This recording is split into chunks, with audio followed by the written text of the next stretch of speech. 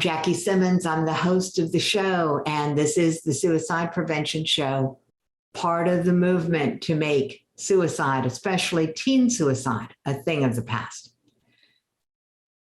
There are moments when you meet someone who you know could change the world, and they don't. And Tom Metrick is one of those. Tom is amazingly gifted, trained, and completely unassuming. Rarely do I have to chase a speaker down and say, please let me interview you. I am forever grateful to have had the time to meet Tom and to say, oh no, you are coming on the show. Why? Because neurolinguistic programming, NLP, is such a powerful force in our world. In a day and age of media, it is amazingly powerful, and other people are using it to influence you every day, always, to help you learn how to use it to influence yourself, to fast track your goals, and to overcome the fear. Please help me welcome to the studio, Tom Metrick. All right, Tom. Magic. There you are. I see you coming in. All right, go ahead and unmute so that we can hear you. Right. I'm happy to be here. So I don't think you had to chase me down to come here. So I'm happy to be here and, with you, with your cause, and by the way, inspiring other people. So this is quite a nice thing to be here. So thank you very much. You're welcome. I know you were actually really very, very easy. And I'm like, how am I going to bring some drama into this? So you are, however, very, very quiet about the impact that what you do has on the world. So I would love for you to unpack all of this. By the way, can we just start with the elephant in the room? What is NLP? What is neurolinguistic programming? Yeah, this is, okay, the name is neurolinguistic programming. This thing started in the 70s and was actually a rebellion. There were two people who just wouldn't put up with establishment in psychology, and they would just try things. They would try things, they would model things, as it's called. They would look at what others do well, and they would try to break it down to the steps. So one core thing in NLP is just to actually not to just come up with things, but to look for what already works. And so it's a lot about recognizing patterns.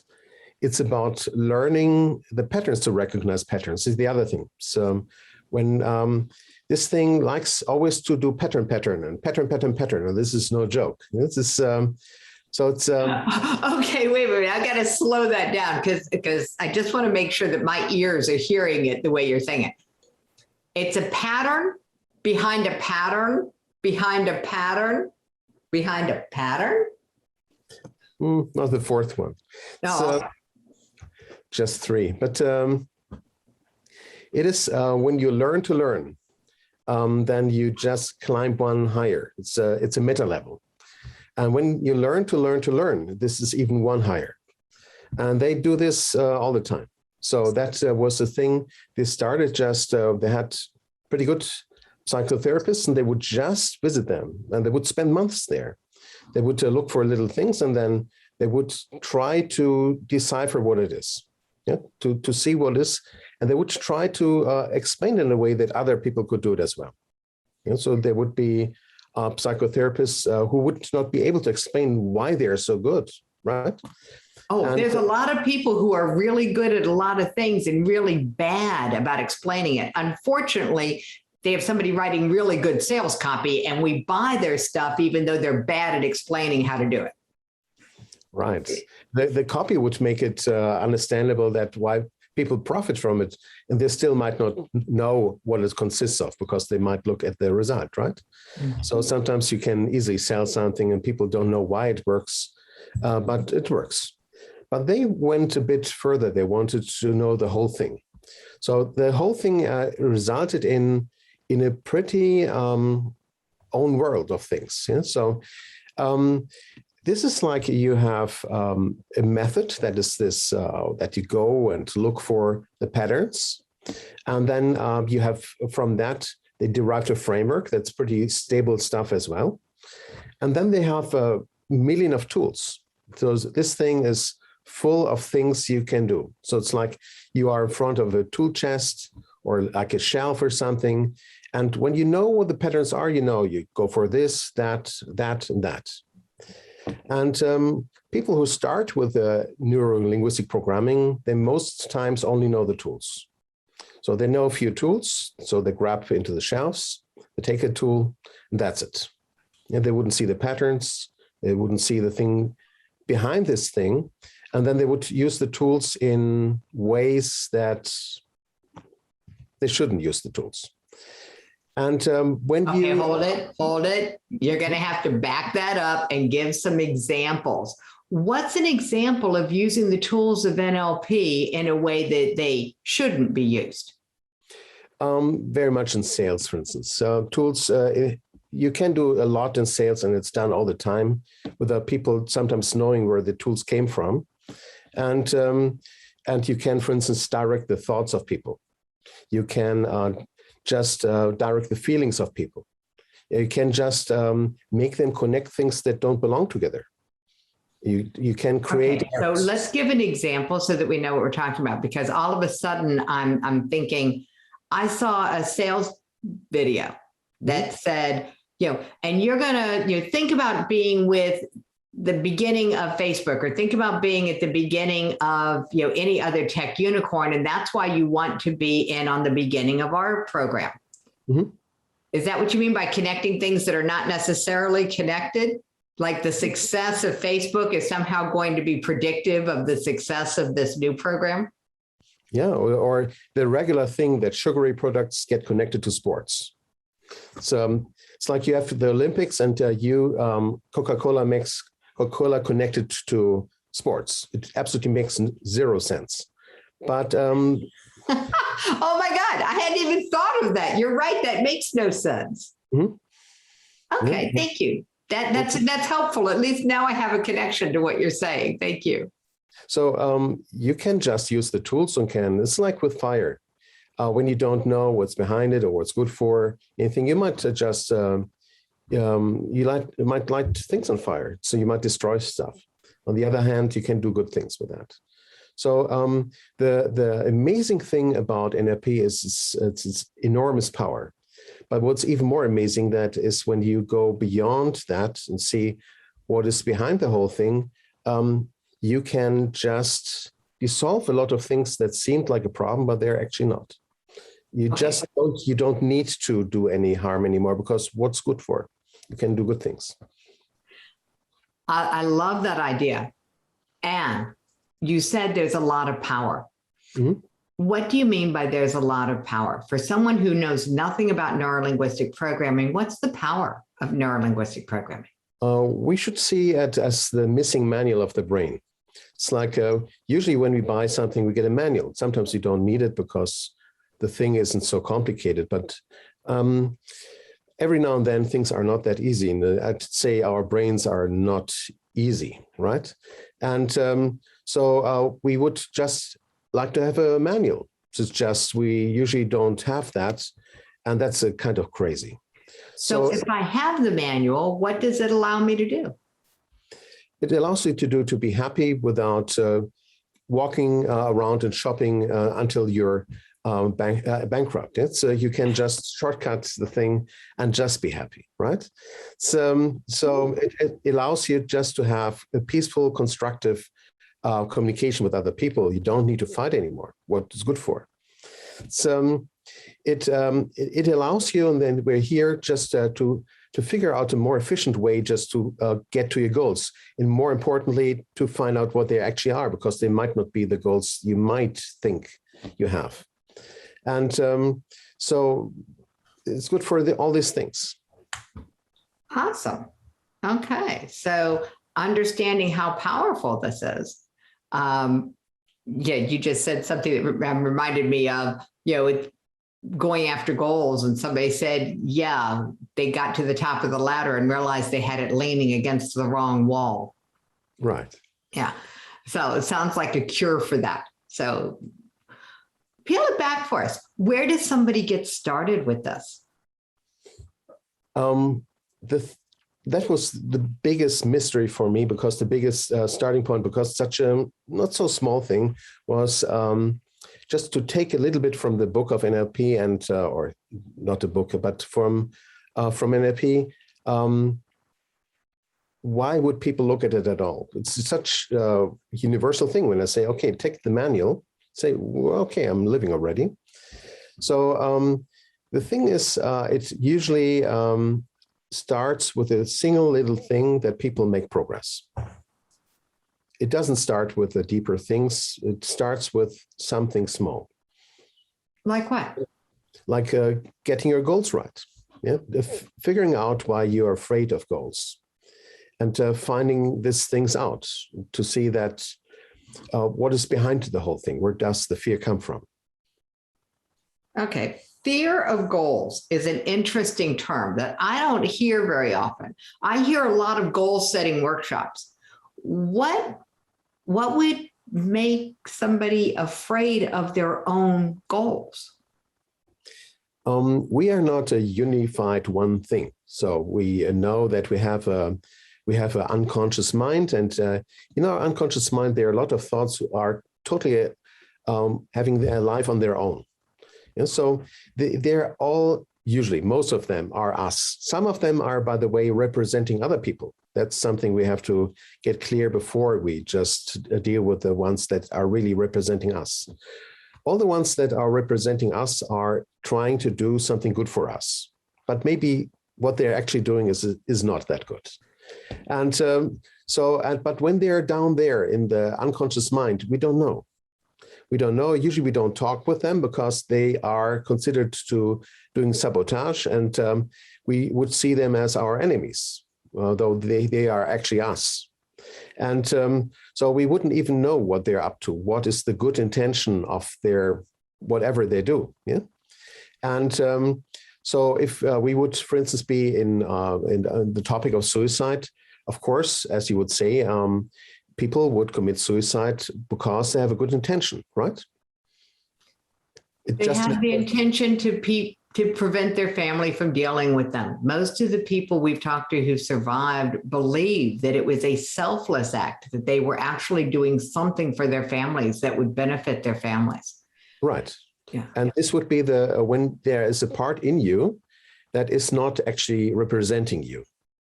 It represents someone else. And you have to be conscious of that, because, of course, the only reason you would take a part of someone else inside of you is when it helps in some way. Either it's love, because you are connected with the other person, or that's your only way of survival. Yeah, this is then you would just represent someone else in you, because otherwise it makes little sense. And it when it ever made sense, it only at a certain time, but then it lives on. It's like this thing, the other person has an eternal life into the brains of people, and makes no sense. It's like when a kid loves, a girl loves her mother, that makes a lot of sense. And when she then makes her mother represented inside of herself, it works for a while. But when she grows up, it makes no sense. She is not her mother. She loves her mother, hopefully even when she's growing up and she's adult, but she is not her mother. She has to understand that there's a difference. And that she does.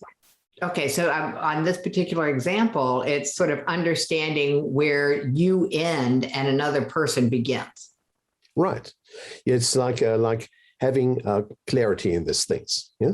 So that's the thing up front. The next clarity is to figure out what this part wants. If it's your own, yeah. If it's someone else, like parents or whatever, you have clarity now. Now you let the part go. You find other ways of connection. Yeah, because then you still listen to the girl when she grows up. She still listens to her mother. She still wants good things for her mother, but she knows she's herself and her mother's her mother. Connection is super, but she can just have Okay. clarity. Yeah. So cleaning up this whole me, not me, is this what I want, or is this what I was told I should want?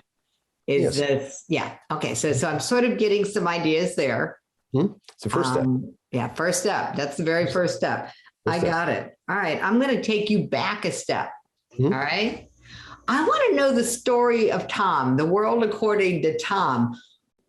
What was going on in your world that you decided to take these steps, that you decided to go on this journey? There's this is a multi-layered thing. So, I mean, there was Tom before NLP, and I just met NLP in a way as I tried to avoid it for about 10 years. Yeah? It's like not going. I love that. By the way, one of my most important teachers tried to avoid it, by the way, exactly for 10 years too. Yeah, I have an old book in my shelves that was there 10 years before I actually did something about that. It's I just left it there, wouldn't want to touch it. And so once I went there, because it, in a way, it surrounded me. It's a funny thing. It's more and more NLP things were around me, and I just got curious to see what it is. So in this case, I just went into this thing, and then, how should I say? It's then I got an idea that had no, how should I say? It was just an idea first. I just looked at this thing and said, "Oh yeah, that's kind of solving all kind of things, right?" And I was usually looking around myself, and I would see that things wouldn't work. I just say, if it works, why don't all people do that? Yeah, so it's not such an alien thought for many people in NLP. And but the amazing thing, and what happened with me first as well, is I got active, and then the thing rolled back. So I just got catched back by life and all kind of things. And so it's like the yeah, one step in and then two steps back. Right. It's like you need initial impulse. You need a speed of implementation. You need to connect to a certain thing that gives you so much energy that you first get up the hill, yeah, and then things get easier. So it's so this first thing. What drove you? What gave you so much energy that you could get up that hill and get involved in this and have some momentum? Actually, I was just in the doing mode at that time. This is quite a few years ago, and then a few things distracted me, and then it fizzled out for a while. So it was just not enough. It was not enough. So only recently, I just, I mean, I went back to this topic with the old energy first. And so just thinking, how can I get it done? Because it makes sense. I would just, what do I want to get done? It made sense. Let me get it done. Yes. That takes a lot of effort. That sounds like you were having to work at it. Right. It's still. So it is. It's something that brought me back to take a new approach, and so that is something that I guess I just rebooted the machine about more than a year ago, yeah, just to say, yeah, it needs to get done, right? So, and it had some energy, like just seeing what can be changed and so on. So certainly something, right? And I couldn't figure out what was missing. So like with a lot of things, I might have gone a more systematic way because NLP offers me everything just to get there. But like in many cases, I would just not do this right away and not take my own medicine. Okay, if we can solve this puzzle, we can change the world. People can put it in the chat. How many of you have known what to do but didn't do it? Because that's what it sounds like. Yeah. So if you've ever known what to do but didn't do it, put a 1 in the chat. Oh my God, Tom, you just became very human and much more endearing. Right. Very human in that sense. Very. Yeah. Yeah, I just stumbled into it.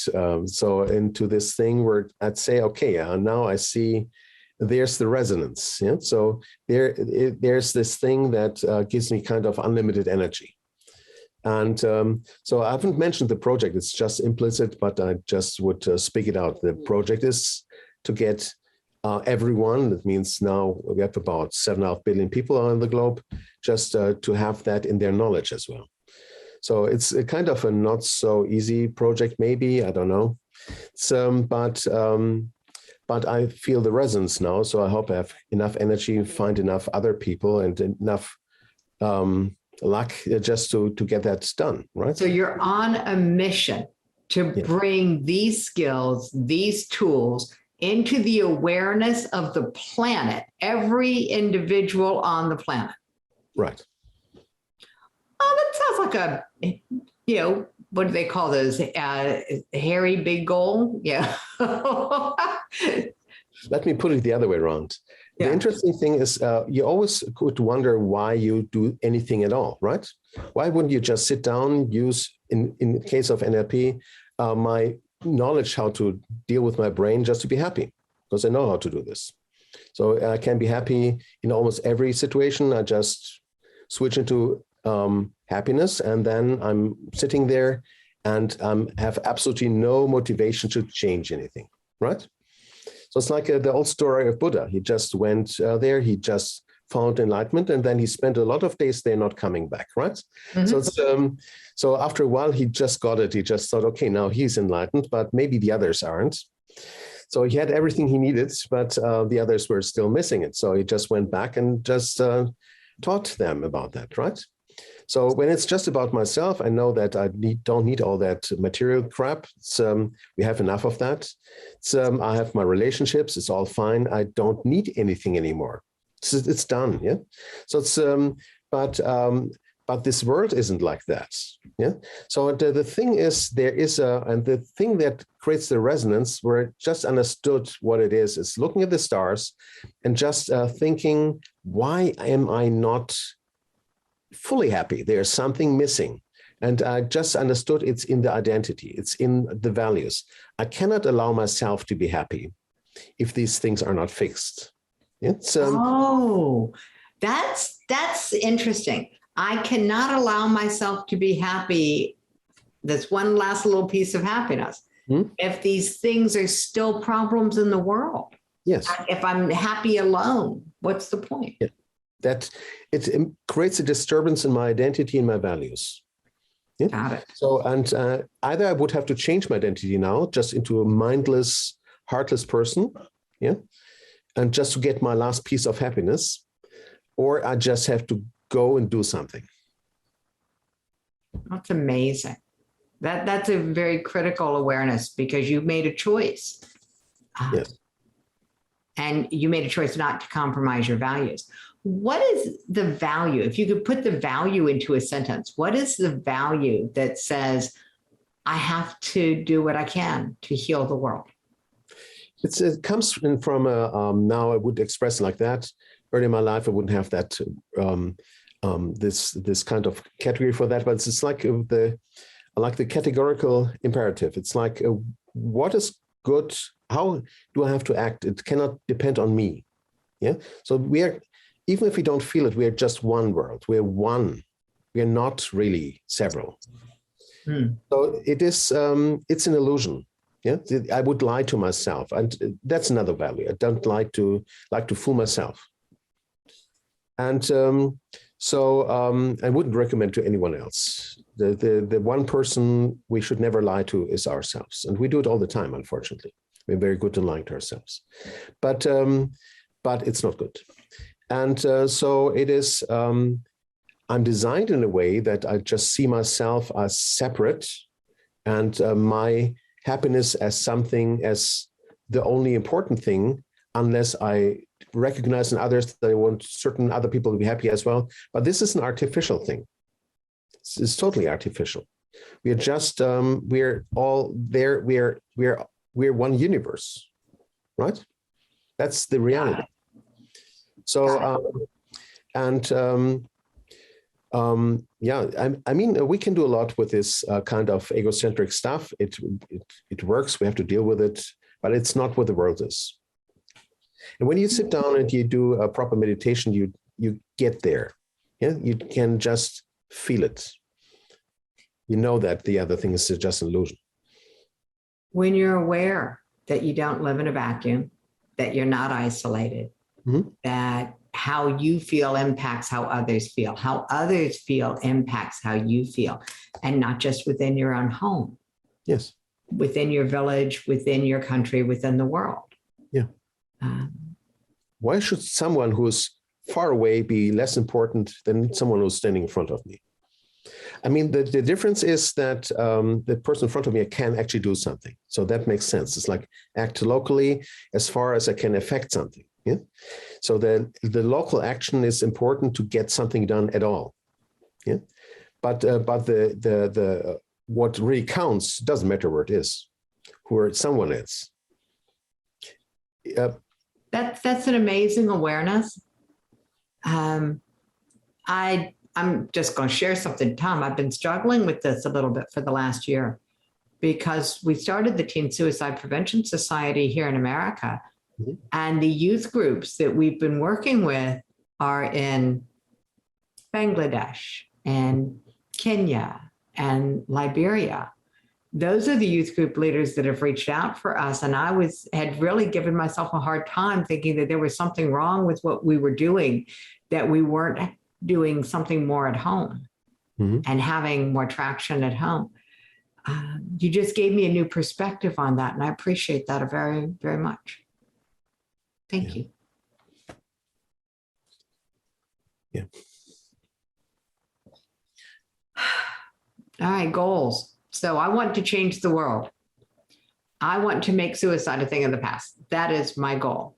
To keep people from being stuck in negative echo chambers in their minds. So that's my big, hairy, scary goal.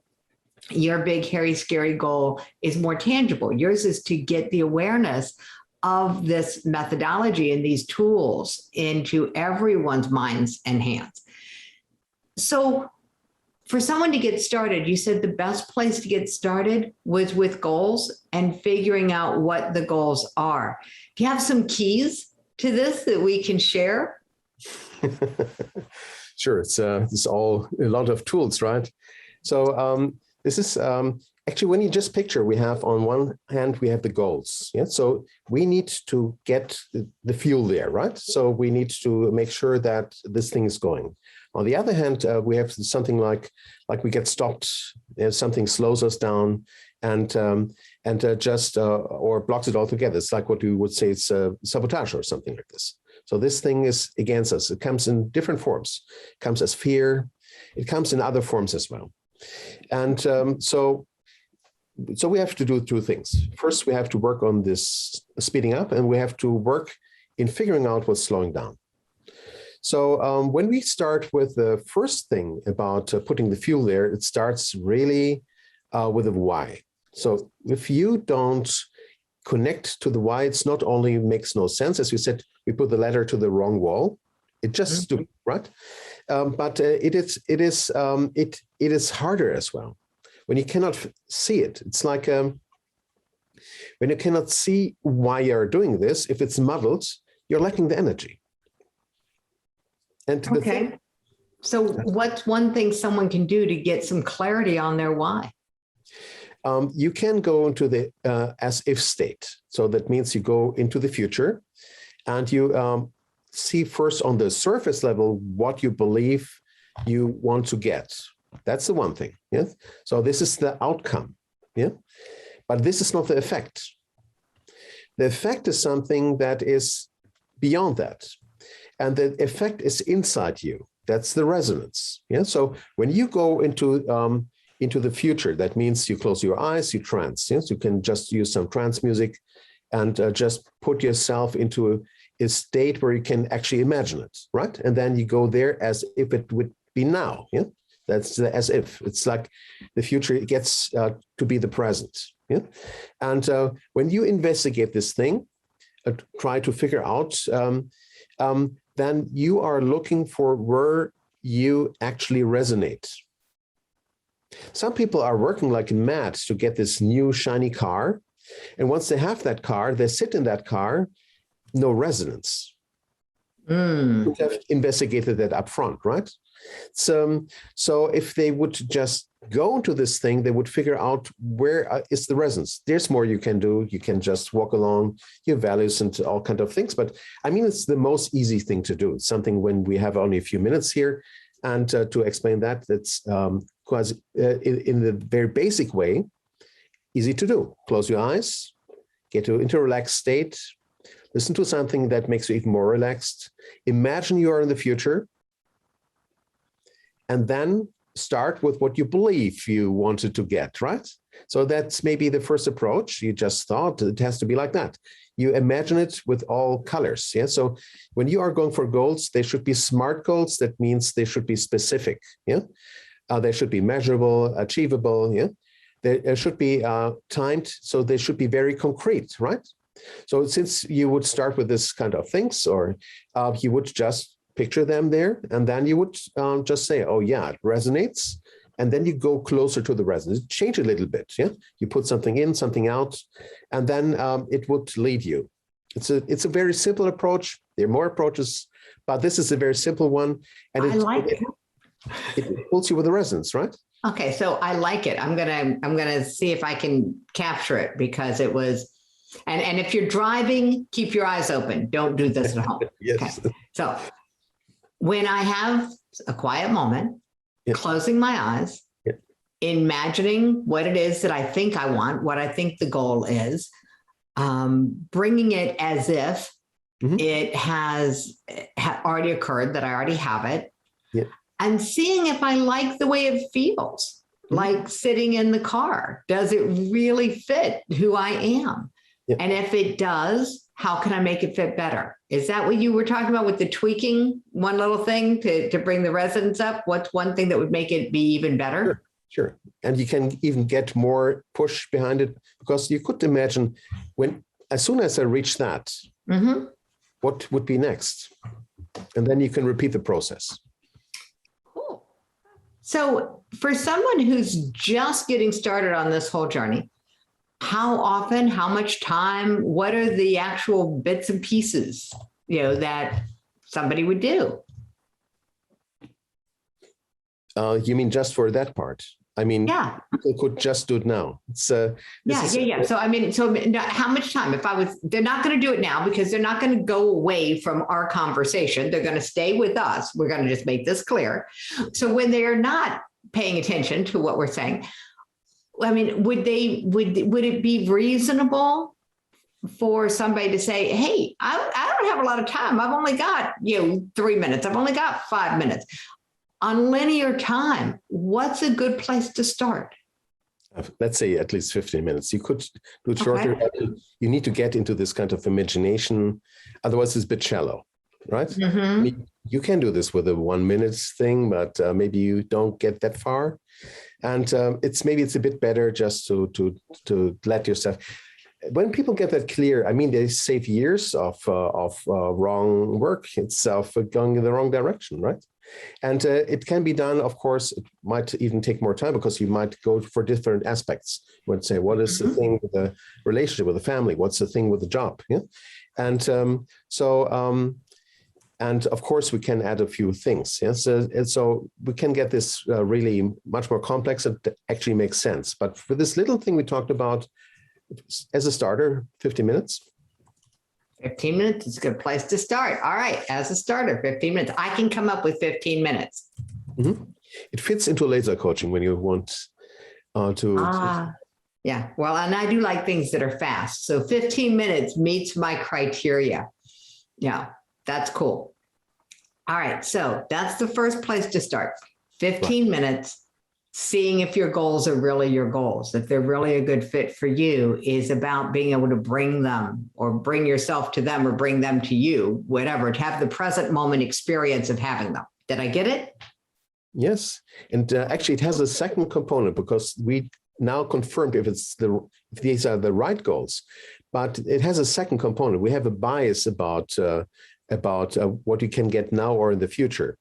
and the bias goes against the future. So there's this story about kids that had the choice between one marshmallow and two marshmallows, right?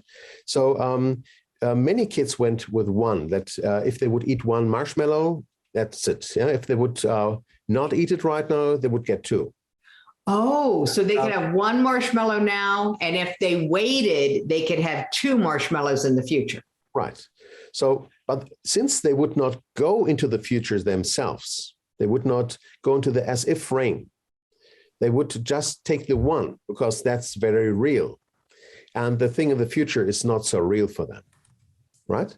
Yeah. So that's usually as and other things people say, yeah, people overestimate what they can do in 1 year. They underestimate what they can do in 10 years. There's a bias in these things. And by the very process where you check if the goals are right for you, if you have resonance, by the very same process, you just switch it around because now you look from the future back to the present. So the present is small and the future is big. Okay, so let's walk people through that because that was a little bit of mental gymnastics that I wasn't quite prepared for. All right. The only thing added here as a step is that once we are there, we don't only just check for the resonance, but we turn around and we look all the way back to what we consider now to be present time. So we take and shift our perspective from, okay, now I've got this, I'm in the future, I've impacted, I own, whatever it is the goal is. Mm-hmm. And I'm looking back at my past and thinking what? I think if I would have been lazy then and just said, okay, just take it easy, too much effort, whatever, that is so much less attractive than what we achieved actually, because now we are where we achieved that thing, we invested a little bit of effort. We went all the way just to really get to that goal. And now we see, oh yeah, the goal is great. It's what we wanted. And oh, the little bit of effort in the way, so what? A little bit of effort. Okay. So it makes it where, oh, that was easy. Yes. As opposed to, oh, that looks difficult. Yes. There's another effect that comes here. Our brain offers us a simulation mode that we don't get when we think into the future. When you try to think into the future, it's foggy. You don't see how you do these things. You have to take pen and paper. Imagination is very hard. Okay, I agree. Right, but the brain can do more. If you switch into the as if frame and you are in the future in your thinking, you see all the steps. It gets crystal clear how you got there. Oh, okay. So this explains something that I've never been able to explain to other people. You know how you have a maze on a book and you take a pen? Mm-hmm. I can work a maze faster if I start in the center and find the way out than I can if I start on the outside and try to find the way in. Mm-hmm. Because your brain sometimes does things for you and sometimes it refuses. And of course, we can just have guesses why this might be like this. Maybe it was like in ancient society, it was maybe better just to take this thing in front of you. Yeah, maybe planning wasn't that valued because everything was about the present moment, not to be eaten by a tiger or something like this. Yeah. Yeah. It's not our world right now. Our brain shouldn't be behaving like with the cave people, but it does.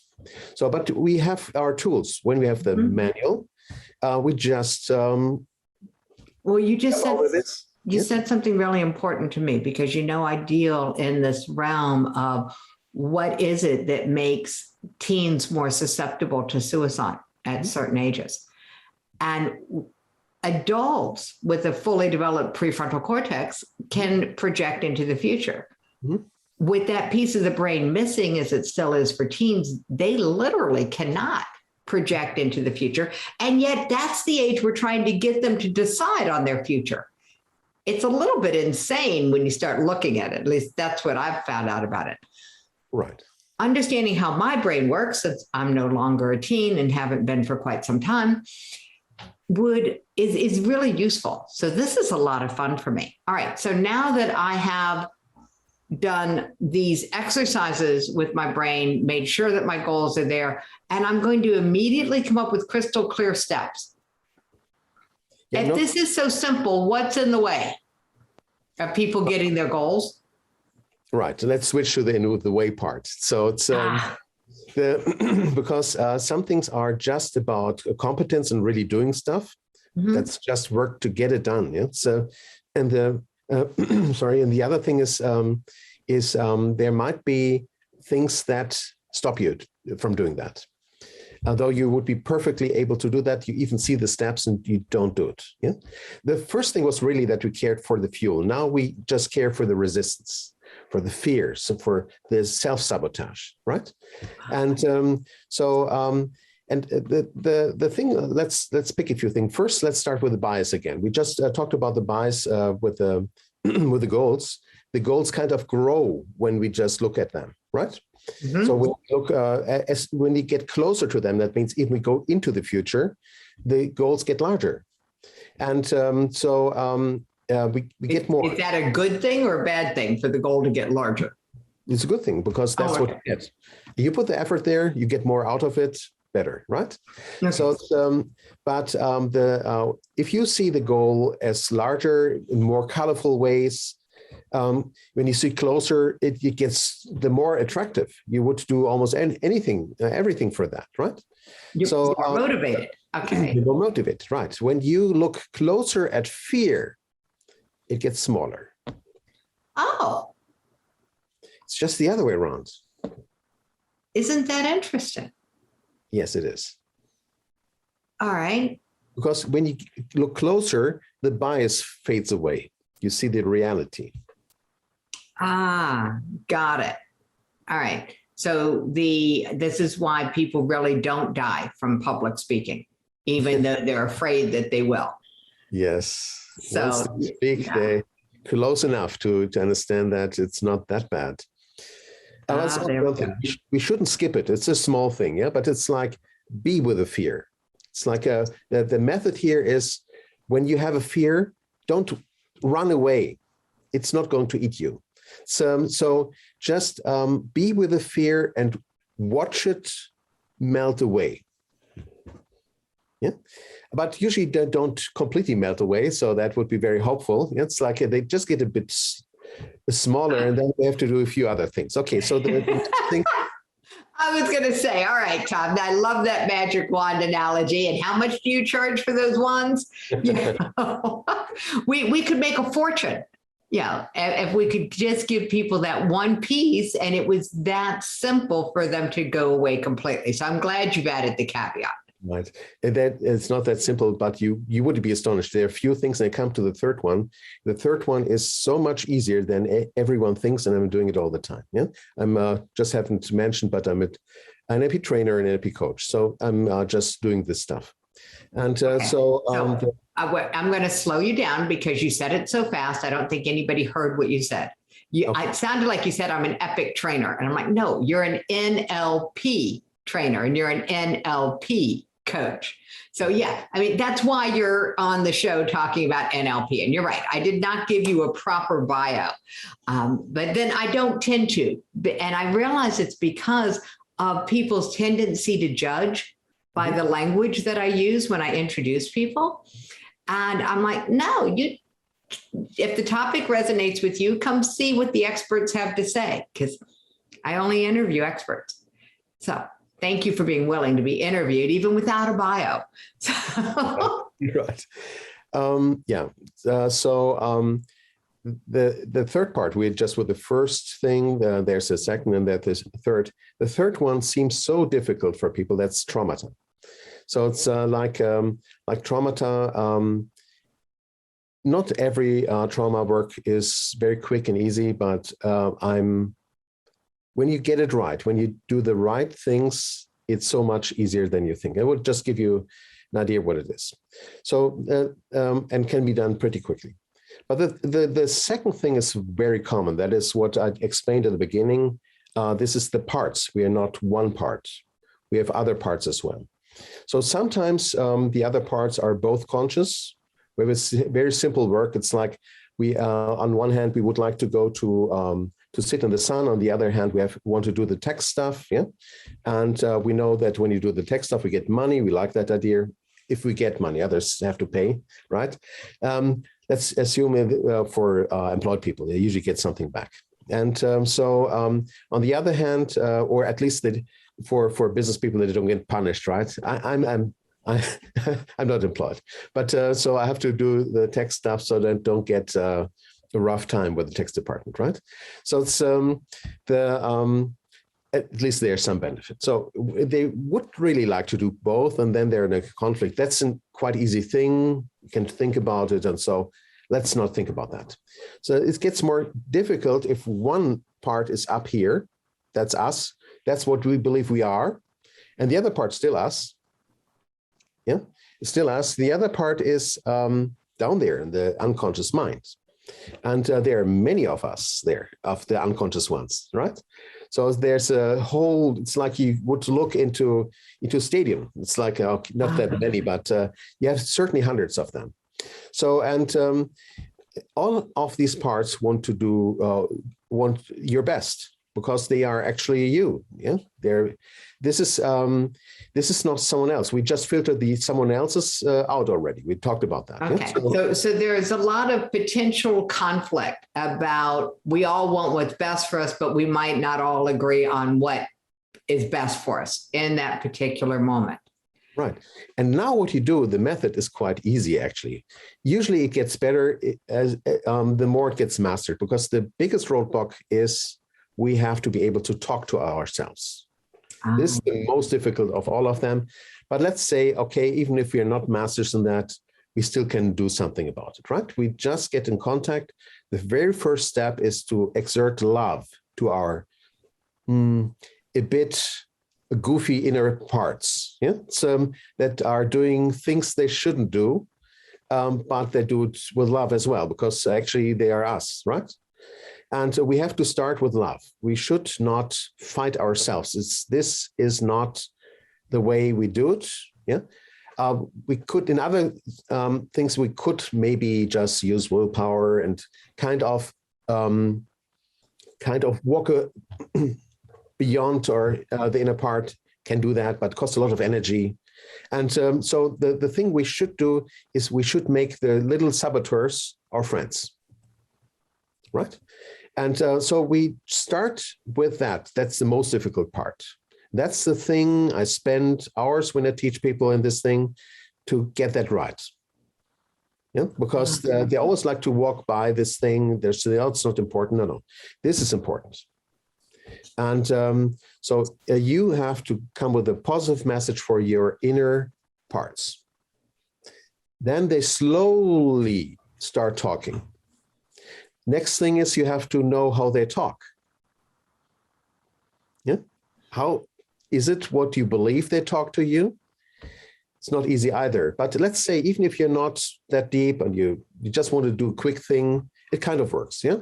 Come with a friendly approach and kind of try to understand what the inner part wants to tell you. Okay. So the next thing is why. Yeah. You would ask your inner part, say, why? Why? So when you want to, for instance, when you have a goal to do a little bit of jogging, right? And you just walk by the couch. And every time you just try to get to your sneakers, the couch wins. Yeah? So it's you talk to your inner part, say, why? And then the inner part says, yeah, I want that you conserve your energy and that you just relax a little bit. And you're always so tense, and take a seat at the couch. It's and then after the why, you try to get deeper, because you could deal with that and you could skip to the next thing. The next thing would be what else is okay as well, because now you try to do a little bit of trading. Yeah, you try to say maybe it wasn't that thing. Was it? Usually you do this by getting a bit deeper and say, so when you make me have all my relaxation, so what is it about then? All right, so I'm starting to understand where you started me with, which is there are layers. There's pattern. We were talking about patterns of thinking in the beginning, patterns of behavior. And so there are layers to this. Me and not me, get that cleaned up. And then me that I'm aware of, and then all of my subconscious me's. And then starting these dialogues with just the what do you want and why do you want it and why that thing and what else. Okay, so this is a lovely process, Tom. And I want to make sure that I have enough time to share with our attendees, share with our watchers, our people, share it with everybody, what you have so generously given everyone. Because I'm starting to get the sense that this is a very simple process, and we are not simple people. We are complex on the inside. So while the process is simple, getting it to actually be absorbed by the complexity that we are could use a little help. And I love what you've put together for everyone. It is incredibly generous. So it's in the chat. So it is your Go for Your Goals course. I mean, it's this whole program to help us actually do what you've been sharing that we could do. And it is for everyone. And Tom, I kind of just like that. Oh yeah, of course. Your goal is to have these tools in the hands of as many people on the planet as possible, ideally all of them. So your gift is in alignment with your goals. And I think that that is one of the things that people forget, that everything in your life can be in alignment with your goals and with your vision if you're willing to let it. That it's not, I'll do this over here and I'll do that over there. Yeah. Mm-hmm. That everything can be in alignment. And I think that that's what I first noticed about you, is that you seem to just be really clear and calm about your life, no matter what chaos was going on in the world around you. And that's a great gift. Just that in and of itself is life-changing for many people, Tom. So thank you. Okay, so now we get to wrap it up and you put a button on it for us. What do we need to know? So the thing, the manual thing that's actually my thing, that's a big package, right? So it's not in there. There's no link for that. It's a process. And people don't like just to do big super steps. They like to walk little tiny steps. So just, for instance, to focus on goals is a nice thing. So just going for that gift would just be this little step. And by the way, this is a way to be in contact as well, right? So it means that that I might offer other things, whatever that is, and you might say yeah or no, whatever. And so grab it. So it's free, and this is and that's an interesting point. So I'm going to bring this up to everyone, because what you just said was really important, that people first understand. It's called transparency.